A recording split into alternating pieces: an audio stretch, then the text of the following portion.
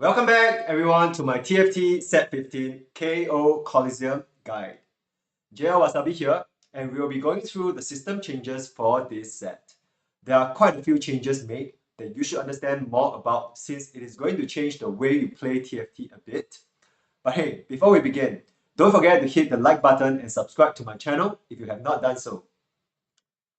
As mentioned, there are quite a few changes this time round, namely the changes to how a prismatic trait works or is obtained, revamp of the unit roles, and how mana generation works, as well as a rework of some items as well as new items. So first up, about the changes to the prismatic traits. Prismatic traits are no longer chase traits like before, where you need to achieve like your 10 Street Demon or 10 Exotech, and it's basically dependent on getting or chasing for the emblems needed. This was very luck based, as sometimes the emblems can appear in early carousels or even from early PvE drops. In the first place, would have been more or less decided early on. So they are changing that so that these prismatic traits are not just dependent on emblems, but rather upon hitting the highest trait breakpoints for the prismatic enabled traits, you will need to go through things like the side quests in order to unlock them. In my opinion, it is easier to achieve since it is not luck based, but being locked behind just obtaining 2 or 3 emblems. But at the same time, the power spike from activating the prismatic traits may not be auto game winning anymore, like your 10 Exotech for example. Making it into a side quest for unlocking the prismatic traits tiers also ensures that this is not achieved too early. God knows how many times we have had a good loose streak cash outs with 1 to 2 lives left, only to die at stage 4 or 5 at an early level 9 prismatic board with an emblem dummy. In a way, this is going to help loose streak Crystal Gambit players to some extent as well, since you're unlikely to meet too many auto win conditions until stage 6 onwards. There are 5 prismatic traits in set 15, I believe. First one being Battle Academia, of course, taking cue from our favorite Hero Academia manga. For Battle Academia, you will need to reach 7 Battle Academia that is easily achieved since there are 8 of them in the game. A counter will start when you gain 1 point for every completed item. Note that components do not count. Equipped on Battle Academia units in combat. Upon reaching 175 points, the prismatic trait will be achieved. And the Battle Academia units gain extra potential that makes their abilities deal more damage. While you only need 7 Battle Academia units to start the counter, having 8 units will also help you achieve that 175 points milestone even faster. You will likely need between 2 to 3 full stages to unlock this, depending on how early you get 7 Battle Academia and how many items you are able to obtain. Next is Crystal Gambit, the loose streak trait of this set. The condition is very straightforward. You just need to cash out at the highest tiers possible after obtaining 7 Crystal Gambits, which means having 1 Crystal Gambit emblem. Straightforward, but definitely not easy. From what I know, it should be about 1,200 gems cash out for this. But if you do manage to achieve this, you will get a pretty powerful effect, per what is stated. I won't spoil it for you even though I do know the effects, and it is pretty much game-changing and game-winning, I think even against the other auto-win conditions such as 3-star 5 costs. We also have Mighty Mech, which is more interesting than the others. Other than requiring all 7 units to get 7 Mighty Mech active, you will need to collect augments. Yes, you hear me, augments. All 3 Mighty Mech augments need to be unlocked, namely, I'll be your arms, I'll be your legs, and I'll be your head, which will then unlock the mightiest mech. This is a bit like your Power Rangers or Gundam, where the different mechs combine together to form an even stronger one. As direct as it may sound, it is not easy to obtain this. This is because 2 of the augments are gold augments, and 1 of it is actually a prismatic augment. While the augment options are tailored, so once you unlock 1 of them, the others are likely to follow. You are still subject to RNG since the chances of getting 2 gold augments and then followed by a prismatic augment is low and very luck based. However, this is more doable if you know that it is a prismatic last portal and your first augment actually opens with a gold augment. Our 4th prismatic trait is Soul Fighter. You will need all 8 Soul Fighter units to get the highest tier, unless of course you have an emblem. To activate the prismatic effect, you will then need to win combats. While it was previously required that a certain threshold of player damage be dealt, Tactics Tools now shows that you need to win 10 player combats instead. Whichever the case it is, it involves winning combats and winning fights basically. Upon activating it, the Soul Fighter units will then gain maximum soul power and gain bonus stats and deal extra damage to their opponents. Lastly, we have Star Guardian, the Divinicore equivalent trait for this set. Upon getting 8 Star Guardians active with either all the Star Guardian units or with help from an emblem, you will then need to spend 20,000 mana in order to activate the Stars Awaken, which is basically a Star Blast on the enemies. On to our next section on the changes to unit roles. This affects how damage types contribute to their stats as well as their recommended items, how the units generate mana, how they get targeted by other enemy units, and also whether they gain other stats. There are now 6 unit roles. For the melee roles, we have Tank, Fighter, and Assassin. And for the ranged roles, we have Marksman, Caster, and Specialist. While I'll be elaborating more on this later, the roles should be more or less obvious and are not too different from what it was previously. Tanks being the front line, Fighters the bruisers, Assassins the ones that go into the backline, Marksmen the long-range auto-attackers, Casters are the spell-casting mages, and Specialists for those that do not fall under any of the other 5 roles. First, they have aligned the damage types for the game into 3 damage types: Attack, Magic, and Hybrid. All the 6 roles that were previously shown can fall under these 3 damage types, given a total of 18 possible unit roles, with each unit only classified as 1 role. Attack damage types mean that their offensive stats are increased by AD, while magic damage types means that their offensive power increases with AP. Hybrid damage types also are benefiting from both AD and AP as well. Tanks now gain 5 mana per attack instead of the standard 10 mana previously for all units, and also still gain mana from taking damage. Tanks are now also more likely to get targeted, and I will be explaining this with an example in a moment. Marksman still gains 10 mana per attack, but no longer gains mana from taking any damage anymore. This is the same for all other units, and only tank units can gain mana from taking damage now, unless you equip your units with artifacts such as Innovating Locket or Silvermere Dawn. I will explain the new targeting mechanics in the example shown below. In the center, you see Katarina and Leona facing the enemy Poppy. In the past, it will be a 50-50 toss-up on whether Poppy will attack Katarina or Leona. But with the new targeting changes, tanks are more likely targeted, which in this case is Leona, over Katarina, which is an assassin.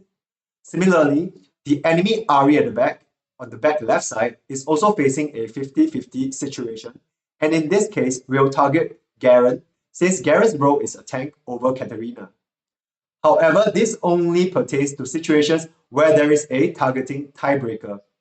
For the enemy Jinx on the back right, it will still target the Katarina on the right side over the Leona, since Katarina is closer to Jinx in this case, and there is no tiebreaker to decide. With this knowledge, remember to put your tank or assassin units adjacent to other unit types in order to help get them targeted or drop targeting wherever possible. Back to the unit role changes. Fighters still gain 10 mana per attack, but no longer gain any mana from taking damage. Additionally, they get extra Omnivamp based on the stage of the game. Assassins, on the other hand, similarly gains 10 mana from attacks, but not from being attacked. They are also less likely to get targeted as compared to other units, like tanks, who are more likely to be targeted. Thus, only tanks and assassins have augmented targeting compared to last time, as compared to other roles that are still subject to the 50-50 RNG. Casters gain a slightly lower 7 mana per attack, but generates 2 mana per second. While the mana generated from auto attacks are less than some other roles, the passive mana generation is helpful since casters can still generate mana while casting their abilities. This means that they can still gain mana even while doing their abilities long cast animations or mana lock. Furthermore, this continues to generate mana for them even when they are stunned or not auto-attacking. Lastly, specialists are basically units that do not gain mana in the usual way, such as Victor from set 13. For this set, Jin is the attack specialist and Kale is the magic specialist. Since we are on the topic of the real role changes and the corresponding effect on mana generation, let's delve deeper into the change on mana generation. There is a broad change on mana generation due to the changes to one of the item component, Tear of the Goddess. In the past, it used to grant 15 starting mana, but now it's no longer the case. Now it grants 1 mana per second mana regen, and this change also extends to all items crafted with the tier. Items like Archangel Staff, Hand of Justice, Protector's Vow, and Spear of Shojin now have mana regen of 1 mana per second instead of the old starting mana. Adaptive Helm, Spirit Visage, and Void Staff, on the other hand, were given a mana regen value of 2 mana per second, even though they do not say why this is the case. With the changes to tier, blue buff that was made from combining 2 tiers is now the de facto mana regen item, granting a much higher 5 mana per second mana regen. This mainly ties in with the new caster class or units that rely a lot on casting their abilities, such as Yumi.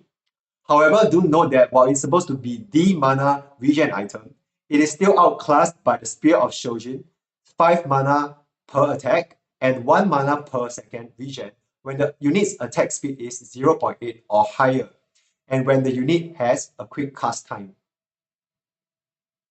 While we mentioned that Protector's Vow now has a mana regen of 1 mana per second, it is the only item that now provides starting mana. At the start of combat, the item will provide the unit with 20 mana, and at 40% health provides another 15 mana. So there's not a huge change to this item's utility since the starting mana is still there, but change it to just a combat start effect instead. This means that your usual 4-cost crowd control unit, which is Jarvan again in this set, will still make full use of this Protector's Vow to deal their AoE crowd control. That's not all. For some reason, Riot decided to give some items mana regen as well, even though they are not made of any tier items. Hextech Gunblade now has a mana regen of 1 mana per second, while Morello and Nashor's Tooth now has a mana regen of 2 mana per second. In general, the Radiant items also have roughly twice the amount of mana regen as compared to their non-Radiant counterpart. Some artifacts also have mana regen inbuilt in them now, but I will not go into those. Moving on to the item rework. 4 items had a material rework aside from the mana generation changes that were discussed. Blue buff, Adaptive Helm, Titan's Resolve, and Giant Slayer. First up, blue buff lost the 30 starting mana gain after each cast, and damage increase after takedown. Instead, it is replaced with the 5 mana per second mana regen, and is no longer a unique item. So you can equip multiple blue buffs now, though you probably will not be doing so anytime since you need a lot of tiers, and also the utility of blue buff is now not as good anymore.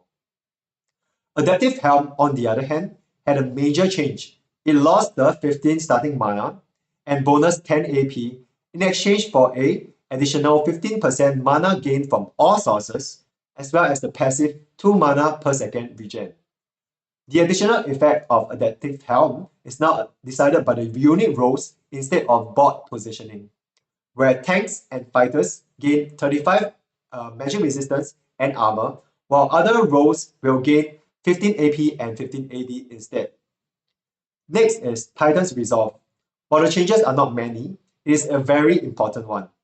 At full 25 stacks, it now gains 15 magic resistance and armor instead of the previous 20, but now grants immunity to crowd control. This is a huge deal depending on how fast you can get to the 25 stacks, and changes itemization as you can now drop Quicksilver's crowd control immunity for other items that give Omnivamp or damage. Last, we have Giant Slayer, with changes across the board on the stat bonuses to 20% attack speed, 20 AP, 20 AD, and 10% damage amp. It now grants 15% additional damage amp only against tanks and not based on the max health value of the enemy like before. This benefits carries equipping Giant Slayer to deal more damage against the backline units since there is a higher base damage amp, but will also deal less damage to tanky fighters and assassins compared to before. Last but not least, we have a new item. This new artifact is called Dawn Core. Similar to how Flicker Blade became the new Green-Su Rage Blade after the Rage Blade rework, Dawn Core is now the new blue buff after the blue buff and mana generation changes. It grants 15 starting mana, 15 AP and AD, as well as a passive mana regen of 5 mana per second on top of all this. Wait, that's not all. It reduces the holder's max mana value by 10, and subsequent spellcast further reduces the max mana by 10% of the current mana value, up to a minimum of 15 max mana this way. This hugely benefits units that have abilities that scale with more casts, such as LeBlanc from last set. For set 15, it would be Yuumi and Ezreal from what I can remember. While the new item is exciting, I also want to add that support items have been removed from the game as well. RIP to our favorite Unstable Treasure Chest Z combo from last set. Thank you for watching this video on system changes. If you have enjoyed or learned something from this video, don't forget to like the video and also to subscribe to my channel for more guides and some gameplay videos as well. See you again. Bye.